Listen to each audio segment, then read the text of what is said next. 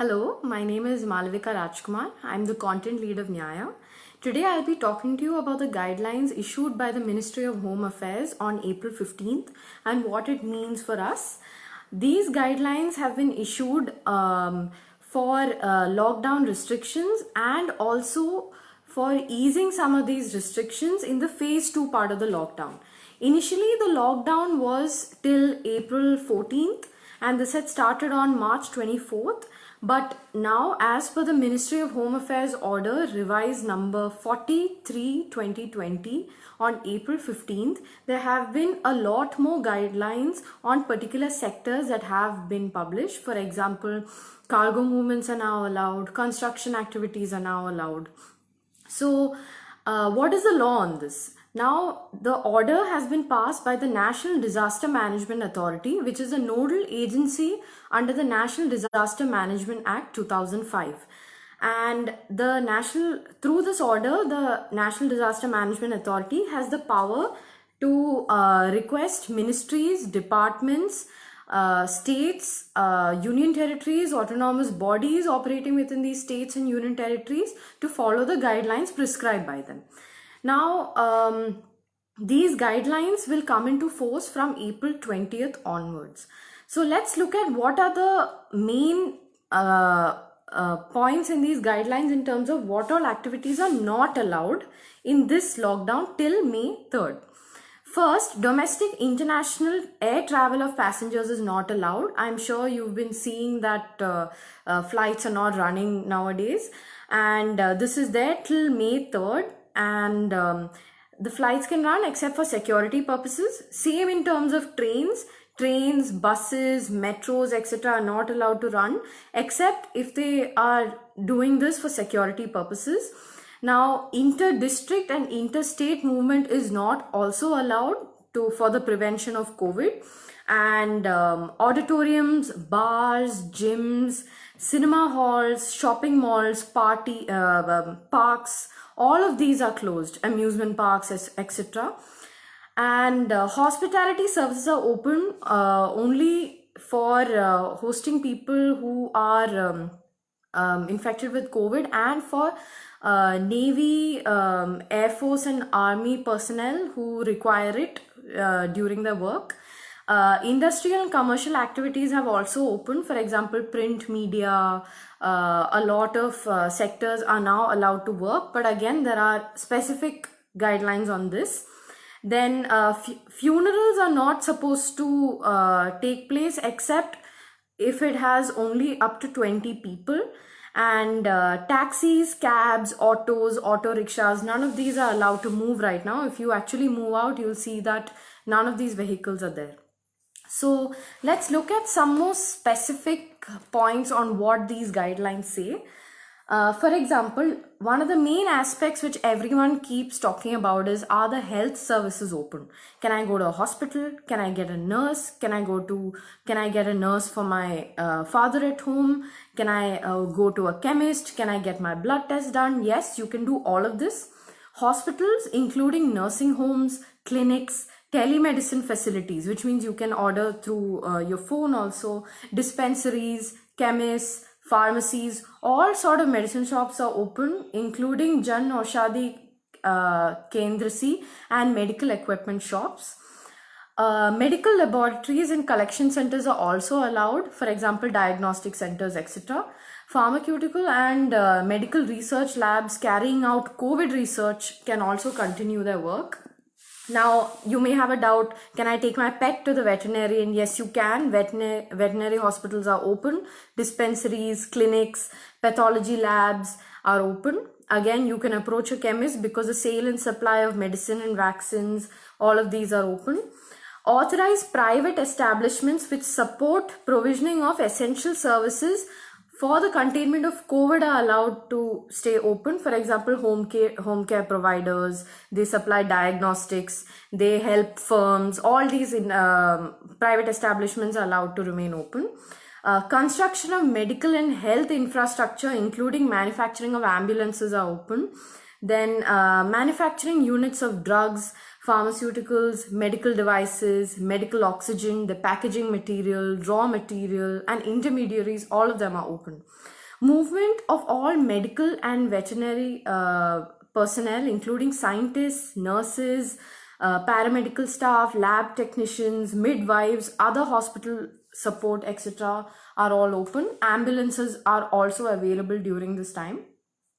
Now, when you look at what all public utilities are open, as per the revised guidelines on April 15th, postal services, including post offices, are now open. You must have seen in the news that in Maharashtra, post offices are now serving mangoes to people. So you can be assured that post services in your state are also open.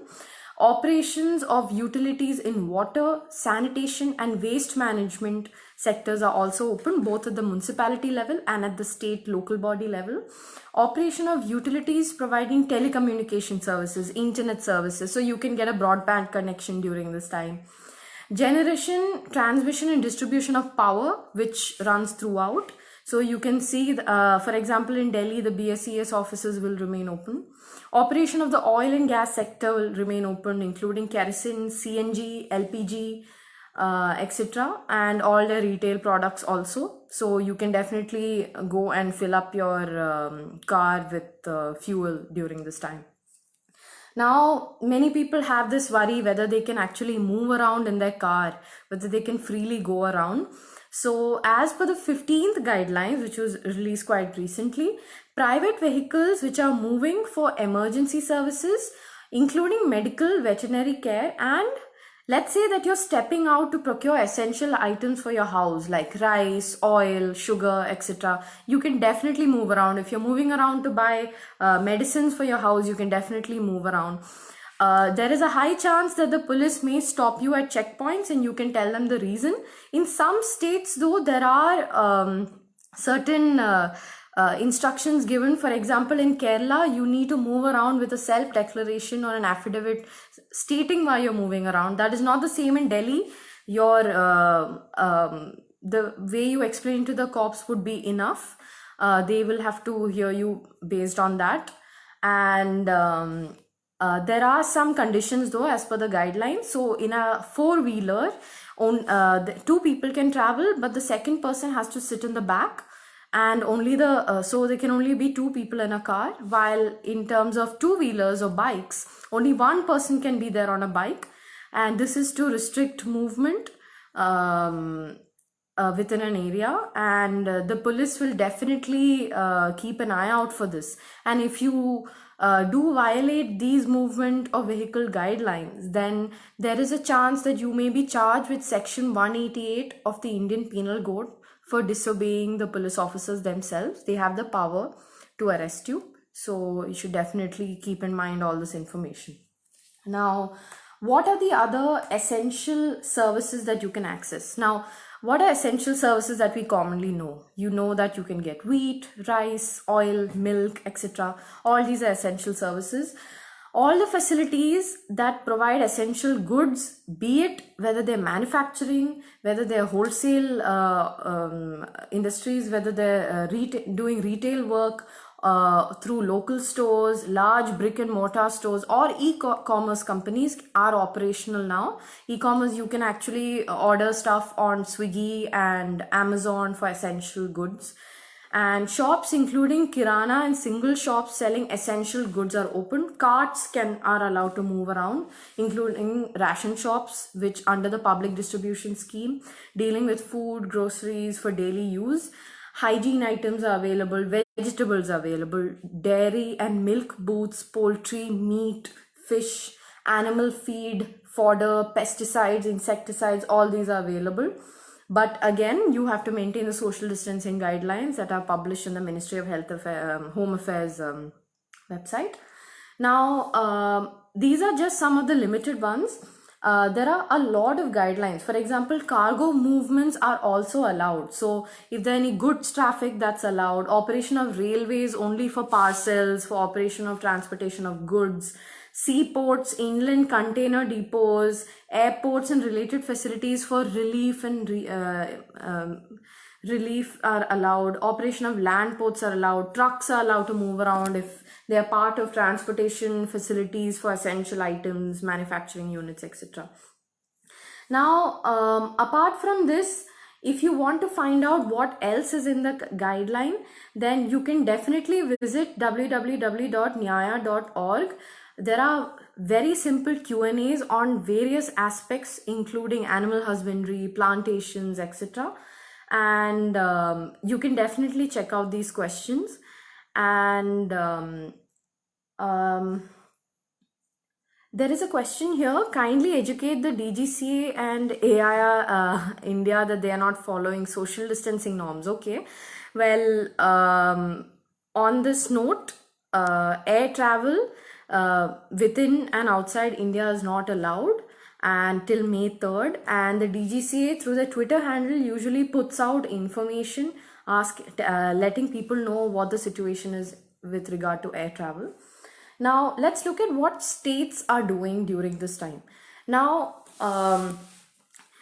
all of these guidelines that are there in place, states have to follow, but states can also take their own measures as they deem fit, depending on the situation in the state, depending on the COVID cases, by passing a resolution under the Epidemic Diseases Act.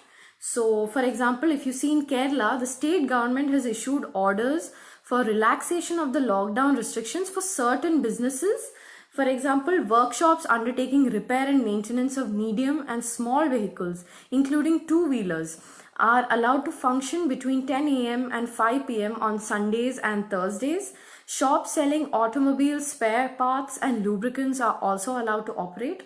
However, again, the workforce is kept at a minimum and the social distancing guidelines apply. In Kerala also, mobile repair units for tire and mechanical works can attend to the vehicles on the road around the clock. This will be provided by the government. Shops that sell repair service gadgets like your mobile phone, computer and other IT accessories can work from 10 a.m. to 5 p.m. on Sundays. But only bare minimum staff can be deployed for such work. This is what's given in Kerala.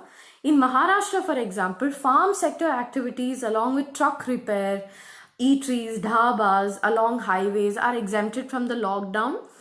And Mumbai civic body, which is the BMC, has also been allowed to carry out necessary work for supplying water lines and for monsoon preparedness, because there is a lot of flooding in Bombay. So they're taking preventive measures. Now, these relaxations, however, are not given to all states. I've just given an example of Kerala and Delhi.